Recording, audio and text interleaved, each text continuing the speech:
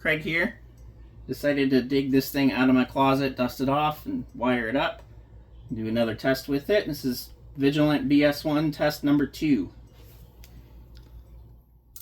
For devices, I have my Kidde KI-PCD smoke detector with carbon monoxide sensor. Don't have any canned smoke or CO for it yet, so this is just here for aesthetics. I have a GE 276B-1120 pull station here, and a GE 103-22 pull station over there. Those are hooked up to my Vigilant GSA-CT2 2-circuit control module. Notification appliances, my Edwards G1 AV-RF, which is set to 15 candela, temporal 3 low tone. Has toilet paper in there because it is loud. And my G4 VWF, set to 15 candela. Let me get the key out here. You can start testing. Sorry for the view. 3, 2, 1.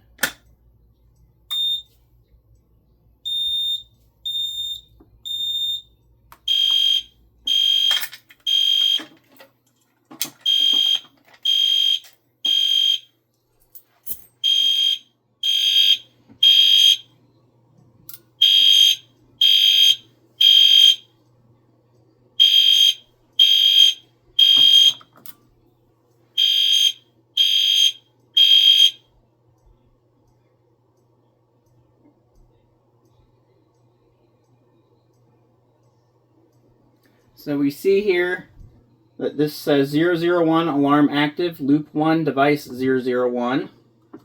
Press the enter key, gives us a little more detail. Loop and device number, says it's an alarm.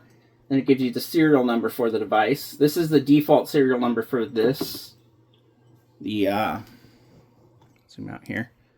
For the CT2 module. This module has 2 serial numbers built in. There's this one, which is the one that you use when you're actually programming the device. And then it has another one, which I'll show you here in a minute when I go to activate that other pull station. Which actually, let's just go ahead and do that now.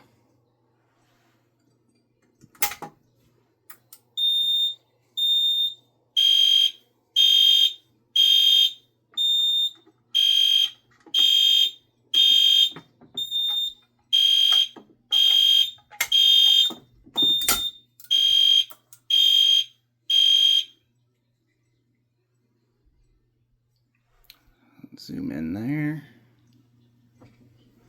So you can see 001 alarm active, loop 1 device 001, and then 002 is event 2 alarm active, loop 1 004.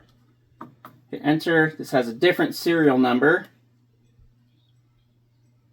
That is a little thing with these panels. Anything that utilizes Edwards signature series protocols.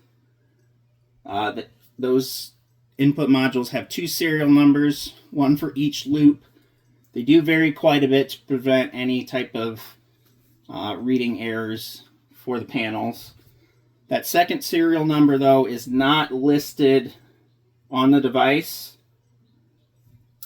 I don't know why that is, but that's just how they really make that. So let's go ahead and reset here.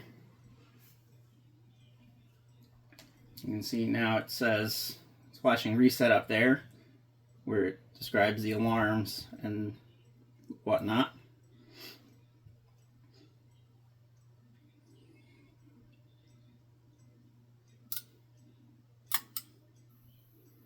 And now it's back to normal.